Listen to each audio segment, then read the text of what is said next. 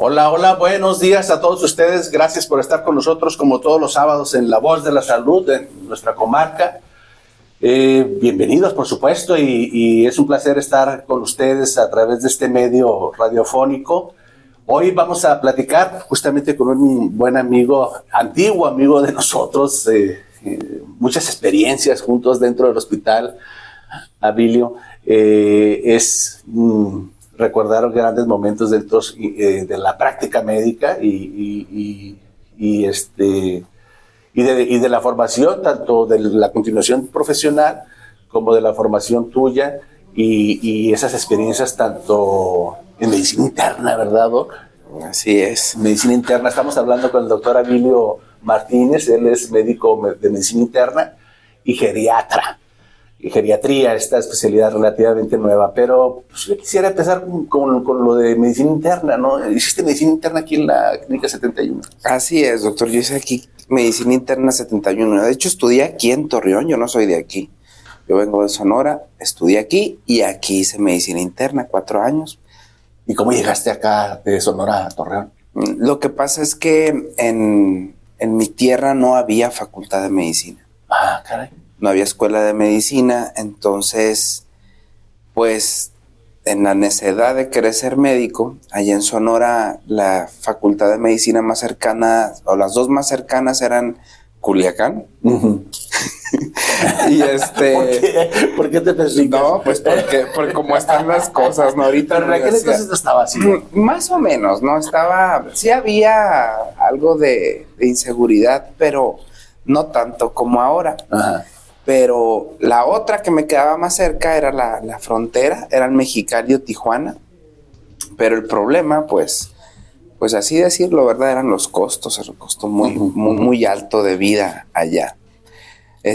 Papá es originario de aquí había familia, y decidí presentar examen de admisión aquí en Torreón. Presenté también en Guadalajara, afortunadamente quedé en los sitios, pero Torreón dio los resultados primero. Ah, ok. Y entonces, pues, había que asegurar. En la facultad de aquí. Aquí en la facultad de aquí. Había que asegurar porque... Sí. ¿Y entonces, luego hiciste el internado? Terminé aquí medicina, hice el internado aquí en el hospital, es el Galindo Chávez, el ISSSTE. Sí, en el ISSSTE. Sí. Ahí en el ISSSTE estuve un año de internado. Luego me fui a comunidad rural, aquí cerca, elegido La Luz. Ajá, ya. Aquí municipio de Matamoros. Y luego presenté examen para especialidad y sí, me quedé aquí en la 71. Medicina interna. Medicina interna. Pero yo tengo bien inquieto, Doc. Bien inquieto, hijo. No. Otra cosa, el doctor Abilio. Así, pues, mucha sagacidad mental, mucha rapidez mental para los diagnósticos, por supuesto. Y luego el paso ahí, donde nos conocimos en terapia intensiva. Nos conocimos ahí en terapia intensiva. Con el buen doctor Márquez, que en paz descanse, y que con su personalidad muy folclórica, muy propia de él, insisto que en paz descanse, con experiencias pues también algunas gratas y algunas no tanto, ¿no? Pero pues bien, yo digo que es parte de la vivencia hospitalaria de los médicos. Yo creo que era parte de todo eso. Todas las experiencias que ustedes, nuestros maestros, el doctor fue mi maestro, nos compartieron, a nosotros nos formaron. Para mí me sirvieron muchísimo. De hecho, es algo muy curioso porque no sé si recuerde, pues todo el mundo pensaba que yo iba a hacer terapia intensiva.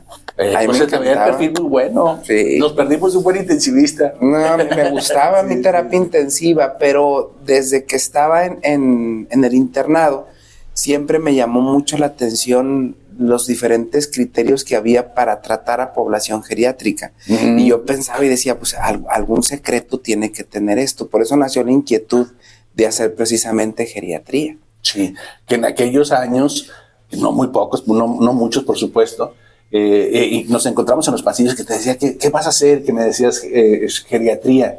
Y yo me quedaba pues con admiración, con positiva por supuesto, porque sentía yo que como una especie de la especialidad del futuro, en ese sentido, de cómo hemos prolongado la esperanza de vida y que a veces la medicina interna era lo clásico, ¿no? De ver ese grupo de pacientes, pero que había un subgrupo, que es justamente el paciente geriátrico, que requería ya un manejo diferente, una visión distinta, y que solamente abordándolo con bases, con una subespecialidad, sería lo más adecuado. Y que hablábamos en ese entonces también de eso, la geriatría, mano, pues para poderla abrir, para poderla instalar como residencia, como especialidad, todo lo que eso lleva, la experiencia de hacer una especialidad, ya sea aquí en Torreón o en otras sedes, pues habrá que llevar tiempo, ¿no? Pero de alguna manera se inicia y tú eres de los pioneros. De los pioneros, de las primeras generaciones, doctor. De las primeras generaciones de egresados. Aquí la geriatría en La Laguna, quienes la empiezan, evidentemente hay un personaje, un tipazo, el doctor. De hecho, él inicia como geriatra, aquí es el doctor José Javier García Salcedo, maestro. Sí. Maestro de la Facultad de Medicina también. Sí. Y la doctora Luzma, que está ahí en Clínica de Diagnóstico. Ellos dos son quienes inician geriatría aquí. El doctor García Salcedo recibe clases si pudiéramos hablar de geriatras en México, directamente de la mamá de la geriatría en México, que es la doctora Rosalía Rodríguez, en el López Mateos de la Ciudad de México. Y el doctor pues se viene con todos esos conocimientos de geriatría. En mi formación yo nunca llevé geriatría, no estaba dentro del programa de la universidad en ese entonces. Y ellos dos inician. Y nos vamos dos inquietos de aquí de La Laguna a hacer geriatría en distintos lados. Uno es el doctor Israel Soto Rivas, buen amigo. El doctor está también trabajando ahorita en la 71. Y me voy yo. Y los dos regresamos a La Laguna y somos los dos, por así decirlo, geriatras New Age que llegan después de Luzma y del doctor García Salcedo. Yo me acuerdo del doctor García Salcedo como farmacéutico, ¿verdad? Porque nos daba clase de farmacología y era su target, y muy bueno, por supuesto. Y luego nos comentaba él, a veces en las pláticas, decía, pues que nosotros estamos habituados a tener la consulta en consultorio.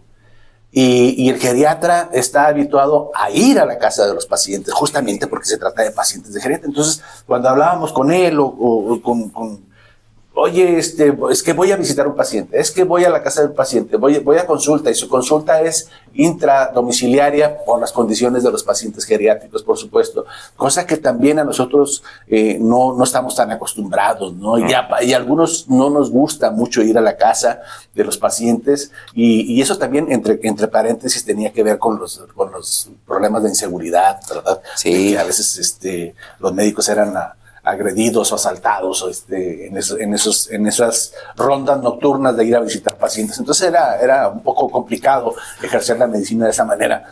Pero la geriatría acostumbra a hacerlo.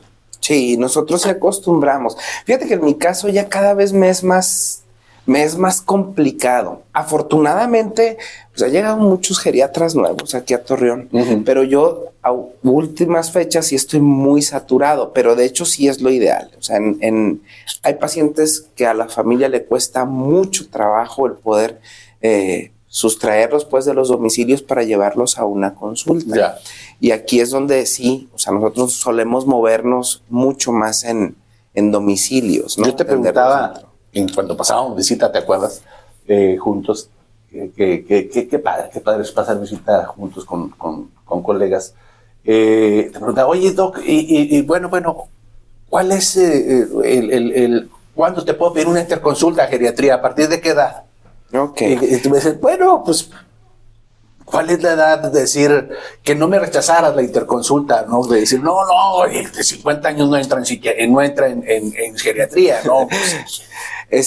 Habitualmente, bueno, y esto ya está bien establecido, a partir de los 65 años en adelante, a nosotros nos pueden pedir valoración. Cuando recién empezó el programa de geriatría a nivel institucional, se puso una edad de 70 años hacia arriba, que fue cuando platicamos.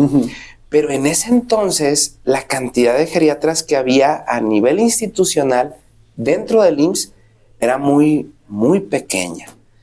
Te puedo decir que a mí me tocó, junto con los coordinadores a nivel nacional, empezar la geriatría en el IMSS. El IMSS empezó muy tarde dentro de los programas de geriatría.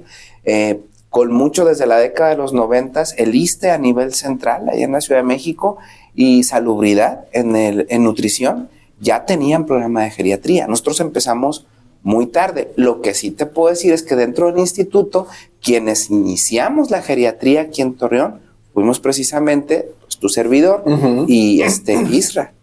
Isra Soto en la 16 y yo la inicié en la 71. Dijiste tú 65 años en la actualidad, pero es flexible, ¿no? O sea, no. Sí.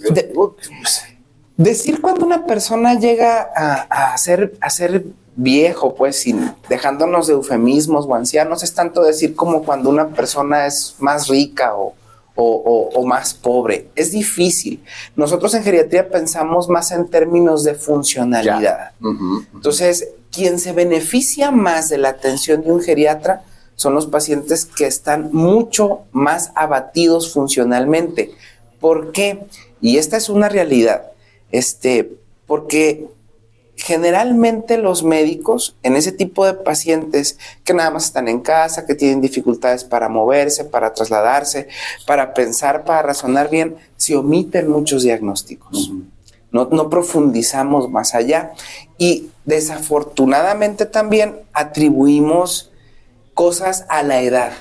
Decimos, no, pues es que un paciente ya repite constantemente lo mismo porque ya chochea, porque es por la edad, o bien se cae y es por la edad. Entonces, cuando vas a la consulta con un geriatra, el geriatra indaga qué factores están determinando que el paciente se vaya deteriorando funcionalmente. Y ahí es donde puedes intervenir y es cuando a veces dicen los pacientes, no, pues es que lo levantó. No es que lo haya levantado. Lo que pasa es que identifica cosas muy puntuales en las que si incide la familia e incide uno como médico, el paciente mejora funcionalmente. Oye, una pregunta boba. ¿Hay resistencia para ir al geriatra? Fíjate que no, Oscar. Yo la verdad lo veo cada vez más frecuente. En el sentido del ego, de la vanidad. Ay, no, yo estoy joven. Sí, en ese sentido, ¿no? sí me pasa con pacientes que a veces cuando llegan a la consulta a nivel institucional dicen, pues me mandaron con usted y yo todavía no estoy tan grande. Eso sí, eso sí nos lo dicen frecuentemente. Yo creo que es un aspecto cultural. Franca y honestamente, a la gente no nos gusta envejecer. Claro. O sea, y el envejecimiento, lejos de ser visto como una etapa más dentro del proceso que es la vida, y una etapa que debería de disfrutarse con sus ganancias, porque ganas cosas y también pierdes. La verdad es que no nos educan de esa manera, no nos preparan para envejecer. Yo doy clases ahorita en la Facultad de Medicina y siempre les digo eso a mis alumnos. Cuando hablamos, por ejemplo, de caídas en adultos mayores, siempre les digo lo mismo. Fíjense cómo diseñan las casas, ¿no? Pareciera que nuestras rodillas van a ser eternas y nunca vamos a tener osteoartritis. Así es. Todos de 2 pisos, 3 pisos. Exactamente. O sea, las recámaras están arriba, y sabes que pues si la vida te permite y tu tren de vida te permite alcanzar cierta edad, sabes que va a llegar un momento en que se te va a ser difícil subir escaleras, bajarlas, y no adaptamos a lo largo de nuestra vida nuestras habitaciones, nuestras casas, nuestros entornos, para que nos sea más sencillo vivir a cierta edad. Una época por allá en los 80s, 90s, en que estaba de moda en las casas, y también les digo esto, hacer salas o habitaciones con desnivel bajo y arriba. No. Son modas.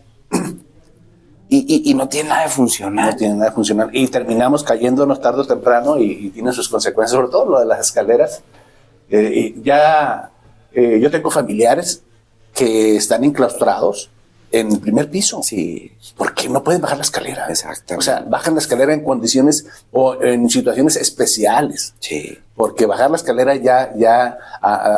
en esas condiciones de etapa geriátrica ya no es fácil, y entonces te encuentras con el dilema qué hacer, ¿no? ¿Qué hacer en esas circunstancias?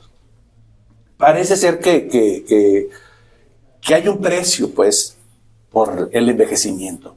nosotros, todas las especialidades, cirugía, todas las médicas y las quirúrgicas, hemos prolongado la esperanza de vida de los pacientes, del ser humano.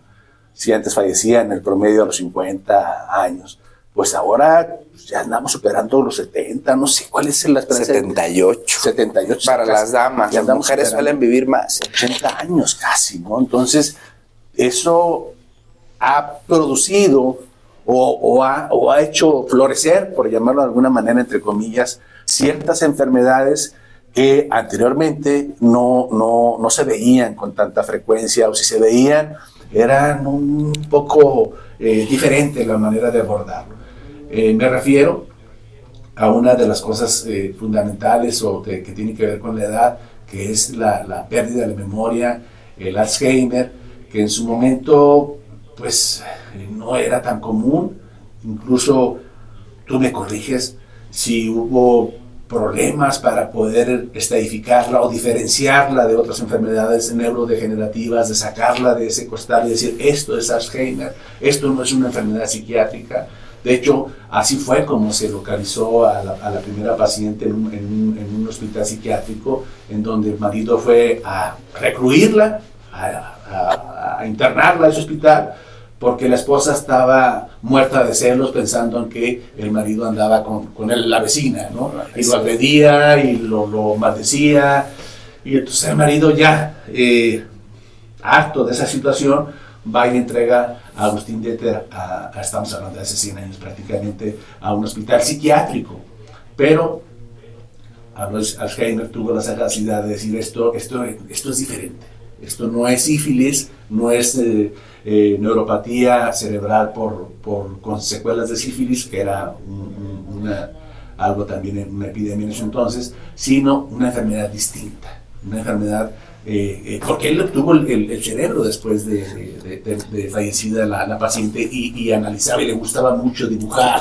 ¿Te acuerdas de este doctor Nist, de la atención de Nist? Trabajaban juntos. Entonces imagínate esa combinación donde trabaja uno que le gusta pintar, colorear o teñir los tejidos, que era el doctor Nist, un neuropatólogo, y la combinación con Alzheimer, que era un clínico y dibujante. Entonces el dibujar el cerebro de esa manera de esta paciente que falleció de Alzheimer, o de las consecuencias de dibujar ese cerebro, y que esas lesiones creo que siguen siendo válidas hasta la actualidad. A la fecha, la historia de cómo se hace el diagnóstico de enfermedad de Alzheimer, que ahorita lleva su nombre, de hecho al inicio no estaba catalogada así, sí es muy singular. La señora Deter empieza con esta psicopatología a una edad muy joven. 50 años. La enfermedad de Alzheimer como tal, la que describiría el buen Alois Alzheimer, la describe por primera vez en una paciente joven. A él le llama la atención el curso evolutivo que tiene la enfermedad y las manifestaciones, que ahora les llamamos así, manifestaciones psicológicas y de conducta. Antes le llamábamos manifestaciones neuropsiquiátricas, pero precisamente ahorita comentaste algo muy importante. Hay que separarlo. ¿Por qué? Y precisamente es lo que hacen estos dos médicos, ¿no? El buen doctor Alois. El éxito de él para describir el padecimiento fue lograr el consentimiento de que el esposo de la señora Deter, pues, poderle realizar la autopsia y estudiar ese encéfalo. ¿Y qué es lo que encuentran los dos a la hora de estudiar el tejido cerebral? Que está plagado de dos marcas que, si bien es cierto, no son exclusivas de la enfermedad de Alzheimer, sí en el cerebro de esta mujer eran sumamente abundantes y con una distribución muy característica. Ellos los veían como placas de degeneración senil, así las llamaron, y unas marañas u ovillos neurofibrilares, que ahora sabemos que esas placas no son otra cosa más que un subproducto de una proteína que se produce de manera excesiva en los pacientes que tienen esta enfermedad.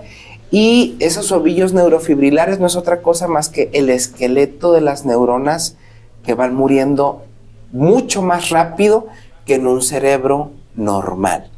Entonces, la diferencia entre una patología psiquiátrica o patologías que tienen manifestaciones mentales también, versus la enfermedad de Alzheimer es que esta tiene un rasgo anatomopatológico muy característico.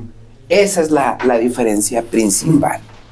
Sin embargo, estamos hablando de la necropsia, o sea, no se hace una autopsia de cerebro. No tomamos biopsia. No tomamos biopsia de cerebro, es correcto. Tomamos biopsia de todos los órganos prácticamente, pero el cerebro, pues hasta que donde yo sepa, habrá que hablar con un neurocirujano, pero hasta donde yo sé no se hace todos los días. No.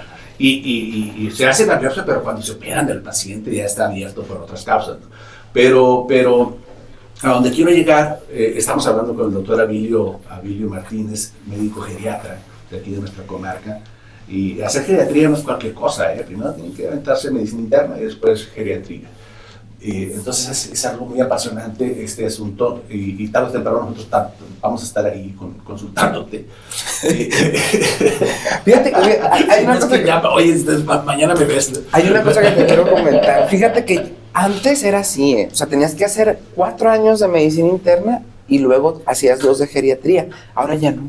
¿Ahora cómo está la cosa? Ahora es de entrada directa. Bueno, pues qué bueno. Yo creo que por la necesidad de sí. ¿no? Hablaba la vez pasada con la doctora de oftalmo, la doctora Adriana Camargo Dávila, y hablamos sobre el fondo de ojo, doc.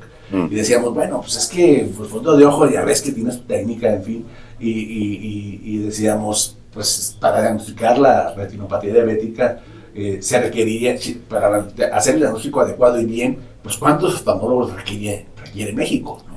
O sea, muchos. Cantidad. Ya vemos pocos, hay pocos oftalmólogos. Igual pasa ahorita en la actualidad con geriatras. Siento que la demanda cada vez va a ir en aumento y entonces pues hay que proveer ese material humano para poderle dar el ancho en ese sentido en la demanda de pacientes geriátricos, ¿no? Que va en aumento. Sí, así es.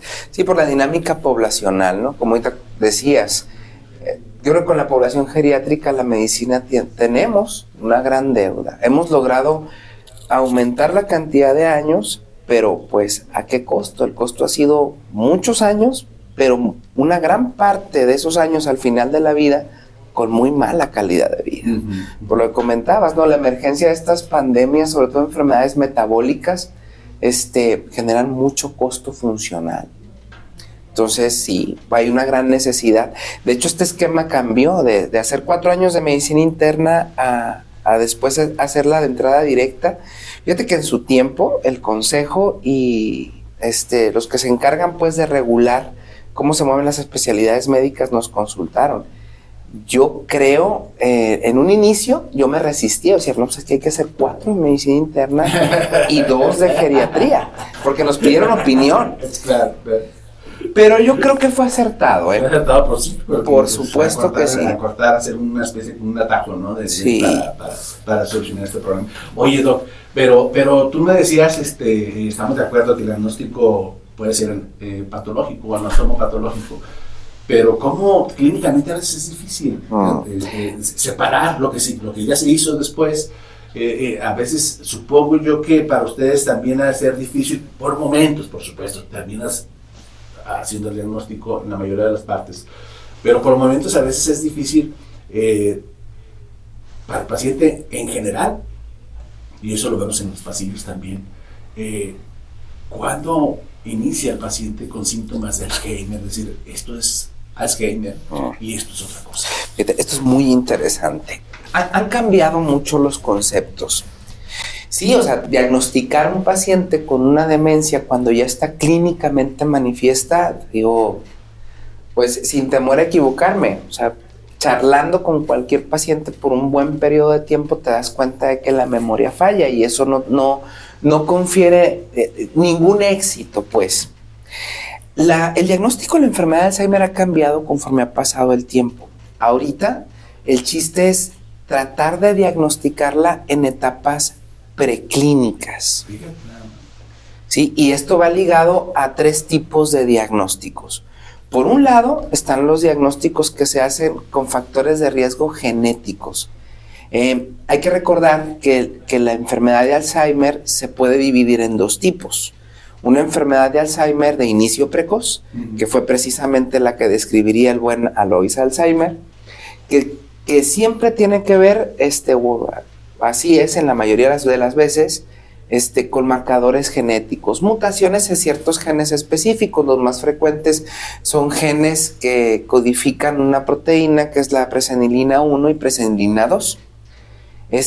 Entonces, en familias donde ya se tiene el antecedente de que generación tras generación hay familiares, pacientes, pues, que debutan con problemas de memoria a edades precoces, pues en ellos, en ocasiones, se hacen diagnósticos genéticos, se hacen análisis genético para ver. Minoría, ¿no? Esa es una pequeña cantidad. El gran porcentaje de pacientes con Alzheimer, ¿qué serán? No genéticos. Sí, no. El resto y la gran mayoría corresponden a más o menos hasta 85%, un 15% quizás tenga que ver con marcadores genéticos. Que es el Alzheimer temprano. Digamos. El Alzheimer de inicio temprano. Pero que, digo, supongo que más las familias, ¿no? Que dices, oye, ya mi tío, mi abuelo y generación. Así es. O sea, estás esperando a ver cuándo les toca, ¿no? Cuándo soy yo el que debuta. En el Alzheimer de inicio esporádico también hay ciertos marcadores genéticos que predisponen a riesgo. Nos platicas de esos riesgos al regresar de la pausa. Estamos hablando con el doctor Aurelio Martínez, médico de geriatría. Estamos hablando, por supuesto, de eso que nos va a aterrar y que nos aterra todavía, la pérdida de la memoria. ¿Cómo hacer el diagnóstico temprano? ¿Cómo evolucionan esos pacientes? ¿Cómo a ver si hay algo que puede retrasar el avance de la pérdida de la memoria y los demás síntomas que ahorita nos platicas? Y al final el tratamiento. Regresamos con el doctor Aurelio Martínez. Gracias por acompañarnos, gracias a todos ustedes por ser compañía de nosotros y nosotros de ustedes en Heraldo Salud, la voz de la salud en la comarca lagunera. Estamos platicando de Alzheimer con el doctor Aurelio Martínez, médico geriatra de nuestra comarca. Y les tengo dos noticias, una buena y otra mala, que me acaba de comentar aquí detrás de los micrófonos. Una, que podemos hacer el diagnóstico, que es la buena, podemos hacer el diagnóstico prematuro o precoz del Alzheimer antes de que el paciente presente datos clínicos, lo cual, pues para todos aquellos que tenemos miedo o familiares con Alzheimer, pues nos cae como anillo al dedo, ¿no? Podemos hacer el diagnóstico temprano antes de que el paciente pierda la memoria o esté ya el cuadro clínico muy florido. Sí, me respondiste. La mala es que esos estudios son caros y que no se hacen todos los días. ¿Estoy bien? Así es correcto. Sí, ha habido una evolución en el diagnóstico de la enfermedad y ahorita nos tratamos de enfocarnos a diagnosticarla de manera preclínica, así le llamamos, antes de que el paciente empiece con manifestaciones. Desafortunadamente, los estudios para la evaluación de pacientes con demencia o con deterioro cognitivo generalmente son estudios costosos y al menos aquí en México la gran mayoría se hacen con fines de investigación. Ya. ¿Son en sangre? Hay varias maneras. Sí, ya empieza a haber, ya hay más estudios que avalan cuantificación de proteína tau, que es un biomarcador para el diagnóstico de enfermedad, y amiloide beta, sí en sangre. Ahorita, los que hay aquí en México, porque estos en sangre están apenas en investigación en Europa, lo que tenemos es cuantificación de tau y beta, pero en líquido cefalorraquídeo. O sea, hay que puncionar la columna. Hay que puncionar, así es. Evidentemente esto conlleva pues, un riesgo para el paciente, es molesto para el paciente. Entonces, al menos aquí en México creo que el acercamiento más adecuado son los estudios de neuroimagen. O sea, los que no son invasivos. Los no invasivos, exactamente. Y sí se pueden hacer, son costosos, no en todas las ciudades existen este tipo de estudios. ¿Aquí hay, entonces? Hay estudios estructurales, pero no funcionales. Una resonancia magnética bien realizada, y pues evaluada por personas expertas en neuroimagen, nos pueden desde el inicio al menos dar señales de que ciertas áreas del cerebro están experimentando una reducción en su tamaño, que es lo que vemos. Hay escalas radiológicas para determinar si esta reducción es significativa o no. Y evidentemente los estudios de imagen en pacientes que tienen problemas de memoria son básicos porque nos permite excluir otras causas, ¿verdad? No nada más que se trate de una enfermedad de Alzheimer, de esta enfermedad neurodegenerativa. Me pongo del otro lado, le quito la bata y te pregunto, ¿cuándo debería yo de pensar o sospechar que estoy sufriendo de Alzheimer o que empiezo con esta enfermedad? Bueno, de entrada los motivos de consulta con nosotros, yo creo que con cualquier médico que se dedique a clínica, la principal queja es, oiga doctor, se me están olvidando las cosas. A veces lo manifiesta el paciente y a veces quien lo manifiesta son los familiares. En ese momento, inmediatamente hay que acudir a una valoración médica. 3 personas pueden hacer este abordaje, yo creo 3 especialidades pueden iniciar con este abordaje. Pues primero los médicos internistas, médico general, por supuesto que también, los médicos de primer contacto, y luego quienes nos dedicamos a profundizar un poquito más en esto, evidentemente son los compañeros de neurología, y nosotros, ¿no? en geriatría. Esto es importante porque la gente lo deja de largo. Cuando empezamos a olvidar cosas, y era lo que te comentaba ahorita, lo atribuimos de manera muy importante a la edad. Y la verdad es que la edad sí es cierto, confiere cambios en memoria, pero estos cambios en la memoria no tendrían por qué afectar nuestra vida diaria. Generalmente cuando los pacientes se quejan de problemas de memoria es porque ya hay una afección en las actividades de nuestro diario vivir, y esto ya quiere decir que ha pasado una buena cantidad de tiempo en que ya se tenían problemas de memoria y nadie se daba cuenta. Más o menos 5 años. De 3 a 5 años. O sea, habrá que sospechar este problema de Alzheimer cuando la pérdida de la memoria ya altera nuestras actividades diarias. Es decir, cuando ya vas al trabajo y entre comillas, ganas para otro lado. Pues yo me dirigí al trabajo y ahora resulta que estoy en el club social o estoy a 10 kilómetros de mi trabajo. ¿Qué estoy haciendo aquí, no? Esto, o tus citas programadas, tus actividades que tienes en el día, que ya se convierten, se trastornan, pues ya no es tan fácil realizarlas. Eso es las actividades diarias. Esas son las actividades de la vida diaria. Para cuando esto sucede, ya sabemos que la enfermedad sí ya ha avanzado. Por eso es muy importante, y quiero hacer hincapié en esto, ante quejas de memoria hay que acudir a valoración con un médico inmediatamente. Si se están olvidando las cosas, esto no hay que atribuírselo únicamente a la edad. Sí se puede hacer algo. ¿Qué haces? Primero establecer qué tan real es esta queja de memoria. Aquí lo podemos hacer nosotros con unas pruebas muy breves de evaluación cognitiva. Lo ideal sería enviarlo con un especialista, alguien que nos apoya mucho a nosotros, que son los neuropsicólogos. Él hace una batería de pruebas neuropsicológicas a lo largo de varios días y nos dice punto por punto qué fallos cognitivos tiene.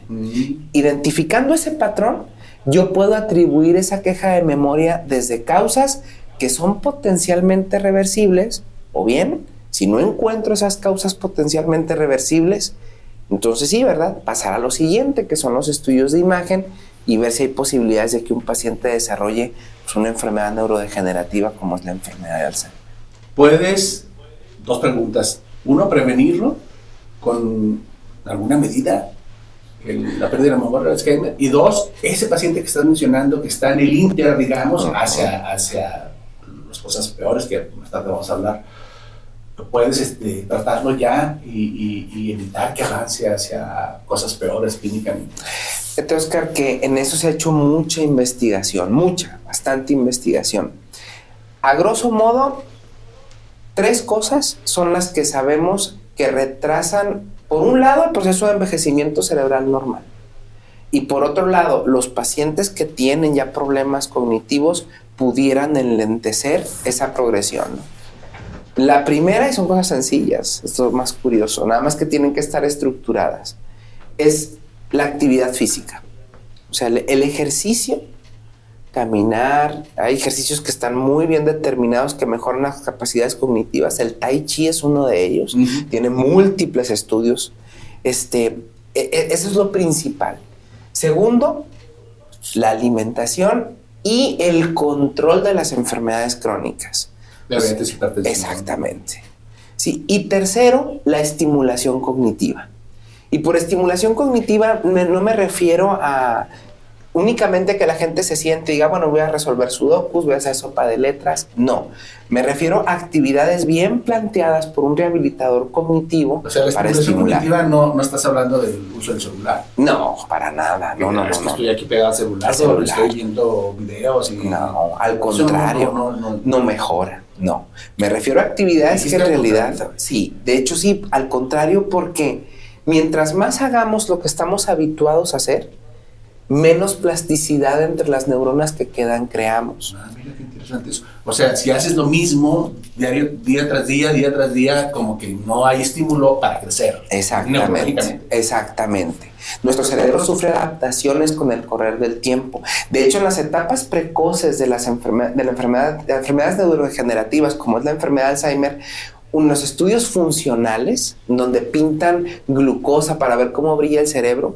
Uno de los fenómenos que suele suceder cuando hay problemas de este tipo es que hay áreas del cerebro que se activan tratando de compensar esas pérdidas. Oye, es una palabra que me fascina y me gusta mucho, que es plasticidad cerebral. Sí. ¿Qué es?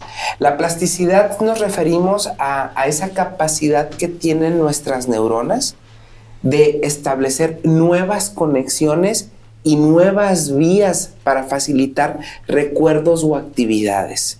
Sí es cierto, o sea, con el envejecimiento vamos a perder neuronas, pero también es cierto que las neuronas que quedan se adaptan. Y la manera en que tienen de adaptarse es recibiendo nuevos estímulos, cosas novedosas, y que nosotros trabajemos sobre ellas. Eso es lo que en realidad funciona.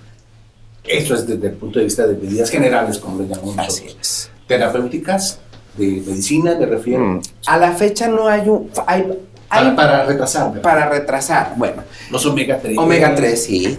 Hay varios estudios que se han hecho. La evidencia no es concluyente, es más bien conflictiva. Unos estudios dicen que sí ayudan. La dieta con omega 3, dietas o bajas en carbohidratos, sí ayudan. Pero otros estudios no han podido sostener esa evidencia. Te pongo el ejemplo inverso.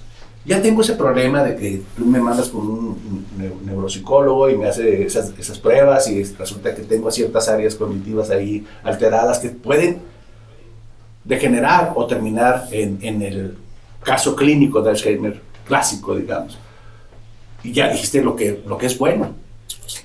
¿Qué no debo de hacer para decir, oye, sabes qué, si estás en esas circunstancias y todavía le echas más leña al fuego, le estás dando una torre a tú mismo? Ok, hay algo, ya hablamos, evidentemente ya sabemos qué hay que hacer y con eso excluimos lo que no tenemos que hacer, dejar de fumar, etcétera, hábitos de vida saludables. ¿Sabes qué es muy impactante? Y lo vimos, por ejemplo, con la pandemia, el aislamiento social. Uno de los errores que se comete habitualmente con los adultos mayores es que se quedan relegados a un mínimo de actividades con el mínimo del contacto físico. Si tú no socializas, no platicas con la gente, úsalo, piérdelo. La memoria empieza a bajar. Fíjate que ahorita, en varios especialistas que han estado donde tú estás sentado, Emilio, tocan el mismo tema del aislamiento. Obando, aquí está, nuestra productora, no nos dejará mentir, en ese sentido de que, por ejemplo, hablamos otra vez con los pacientes de discapacidad visual. Bueno, pues es que se adaptan a lo que ven. Como están habituados a ver 2, 3 recámaras y el jardín, pues no notan o no se percatan de que no ven bien, porque están en un círculo cerrado, en un círculo muy chiquito, social chiquito. Pero cuando lo sacas más allá de ese círculo, se percata entonces de que su visión no es tan buena y que la percepción de los colores no es la ideal. Y tú me estás diciendo algo similar en relación al Alzheimer, de que el paciente con aislamiento social le va a ir peor. Así es, sí, porque no se estimula de manera... El hecho de que un adulto mayor salga, conviva con amigos, le implica retos cognitivos. Yo tengo que recordar cosas para poder platicar y socializar con alguien. Ese alguien me está brindando a mí información que tengo que tratar de retener y también tengo que emitir juicios sobre lo que me está diciendo. Todo eso, sí, involucra un trabajo mental. Pero si se la pasa a un adulto mayor viendo videos de YouTube o viendo series en televisión todo el día, la verdad es que eso no conlleva ningún reto cognitivo. Siento yo que tras tus palabras también hay un acompañamiento familiar, de donde dices, oye, pues hay que ir a ver al abuelo, Hay que estimularlo, hay que visitarlo, hay que platicar, porque no nada más es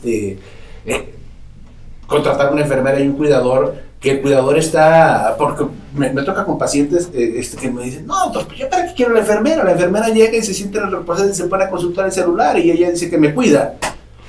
No interactúan, pues.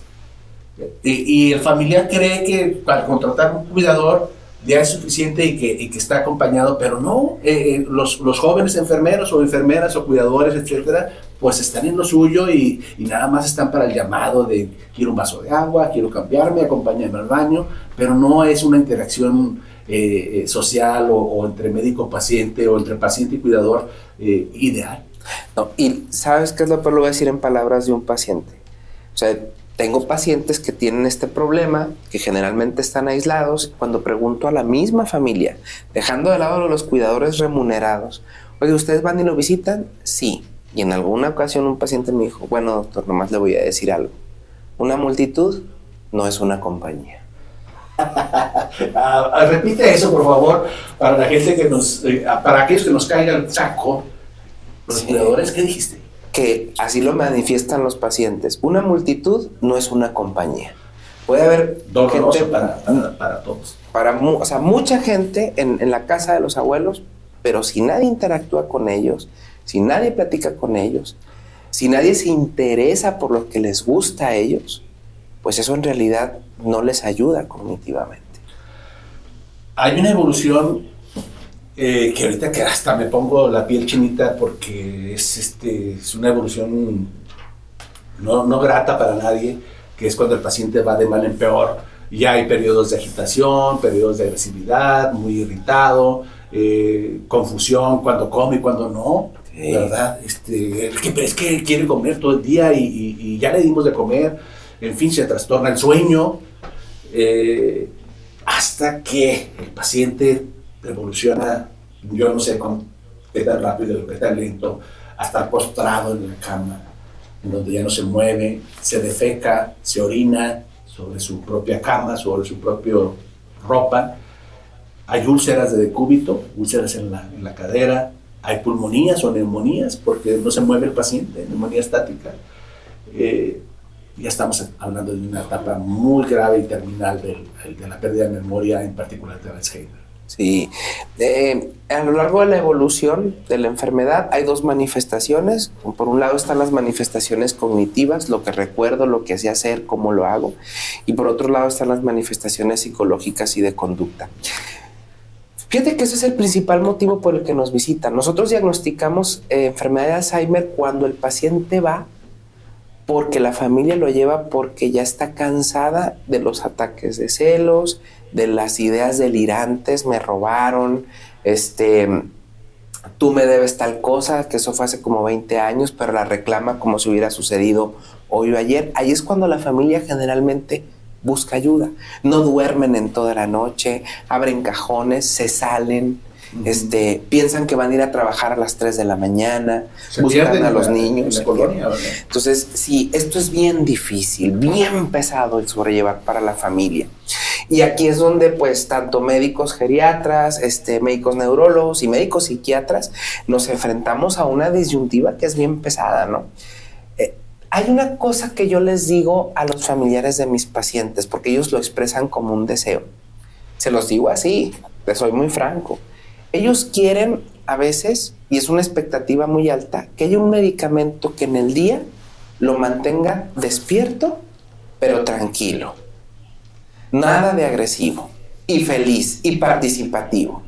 Pero llega la noche y quieren que le dé un medicamento que lo apague. Eso no se puede hacer. Definitivamente no se puede hacer. Y los medicamentos tienen riesgos.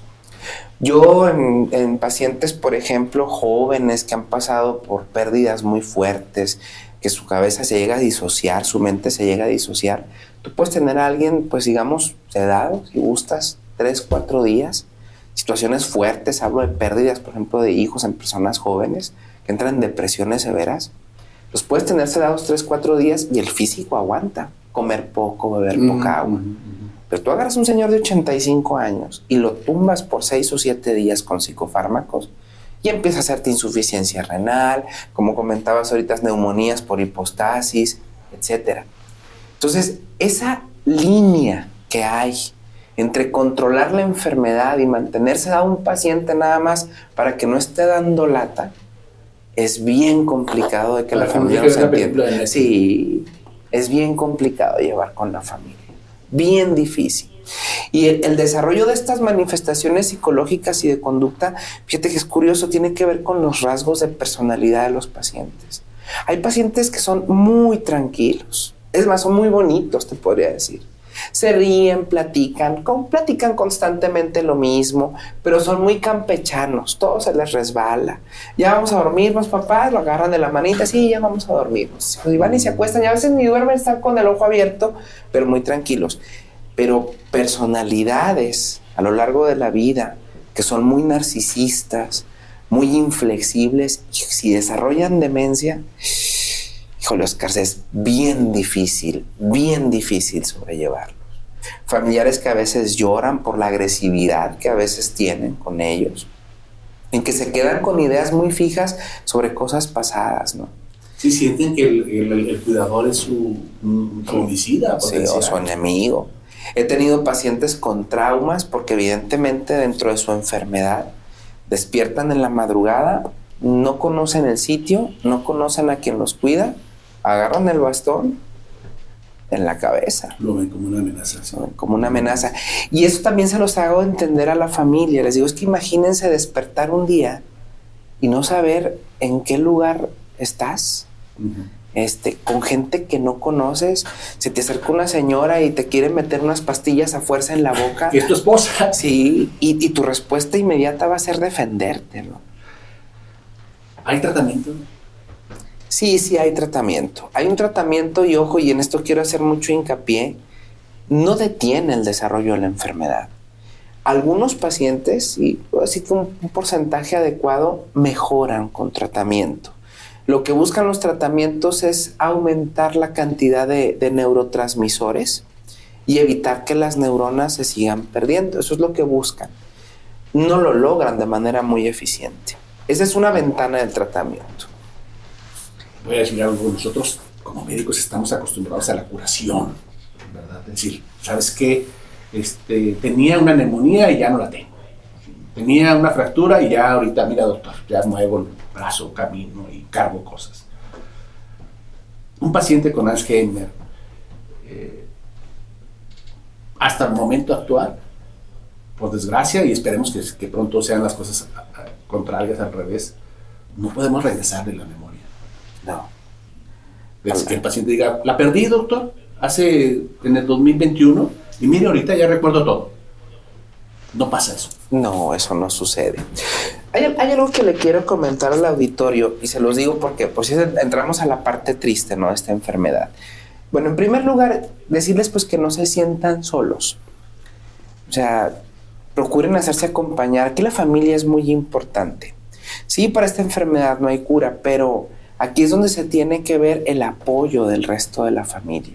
Es bien triste cuando dejan a cargo a un paciente que tiene demencia a un solo hijo o únicamente al esposo. Es bien pesado. Sí, implica muchos costos, tanto físicos, mentales para el cuidador y costos económicos. Hay un síndrome del cuidador. Sí, colapso del cuidador con mucha frecuencia lo vemos. Que a veces el esposo, el familiar o el hijo, el que se colapsa, el que se quema, ya no puede. Uh-huh. La enfermedad a lo largo de su evolución tiene fluctuaciones, Oscar. Yo siempre les digo esto a los pacientes y les digo, disfrútenlos. ¿Por qué? Porque de repente un día en la mañana se despiertan y es un gusto ver que tu papá te conoce, sabe dónde estás, al grado de que incluso mucha gente que no está cercana al cuidado del paciente puede decir, a mí se me hace que se hace porque hay veces que se acuerda y hay veces que no se acuerda. Te lo dicen, incluso... Esa frase es muy seria, muy como se está haciendo. A mí se me hace porque cómo si se acuerda de quién le debe, ¿no? Exactamente. Y no, la enfermedad tiene fluctuaciones. Yo se los digo así a mis cuidadores y a mis pacientes, ¿no? Se los comento así. Les digo, va a haber días muy buenos, en los que tu papá o tu mamá van a hilar todo, se van a acordar de todo, que comieron, van a andar contentos, con gusto. Va a haber días regulares en el que todo amanece muy bien y conforme va avanzando el día las cosas van poniendo mal.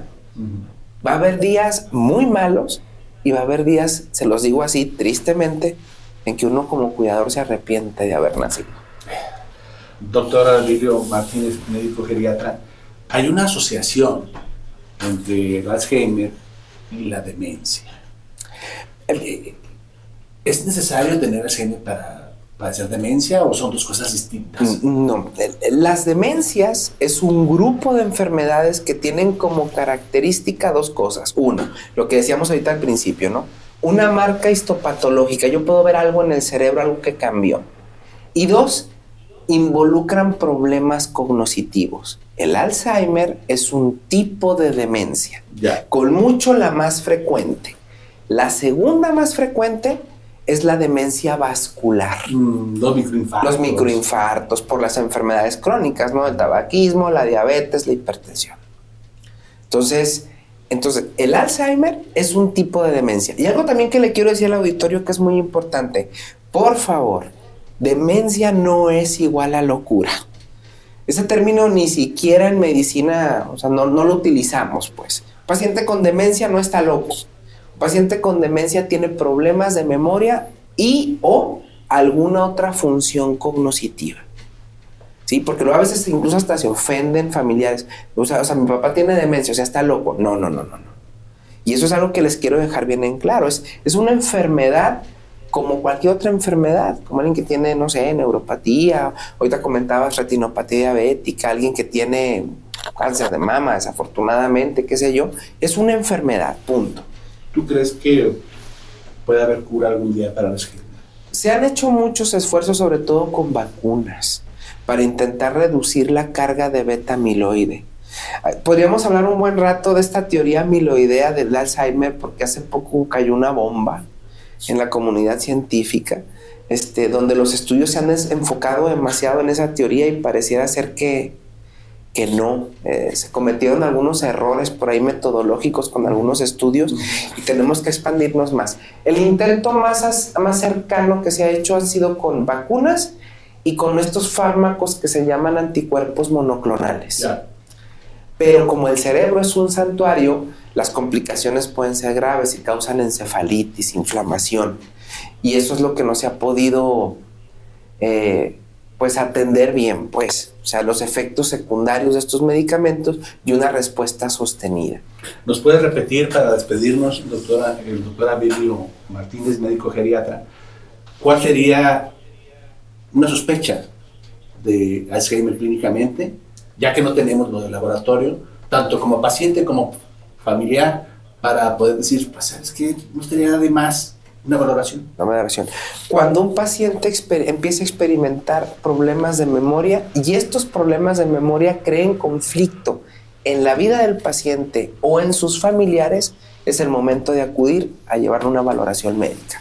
Debo decir, ya vamos un poquito tarde, pero rápido, antes de que esto progrese, hay que llevarlo para saber cómo controlarlo y descartar causas potenciales de estos problemas de memoria que sí son reversibles. Ya. Estuvimos hablando con el doctor Emilio Martínez. Gracias, Doc. Gracias por recordarnos todos esos momentos intrahospitalarios, esos gratos momentos de la vida de médico pasando visita. Tengo muy gratos recuerdos tuyos de un médico inquieto, un médico que pues, al pasar del tiempo me doy cuenta de que sigue siendo igual de inquieto, igual de joven mentalmente y físicamente, y eso a mí me retroalimenta de energía positiva. Nos vemos el próximo sábado. Gracias, doctor Emilio Martínez, médico geriatra. ¿En dónde consultas, Doc? Tengo mi consultorio en un lugar que se llama Biomedics, está ahí por Avenida Juárez, cerca del Hospital Universitario. Ya estás. ¿Tienes un teléfono?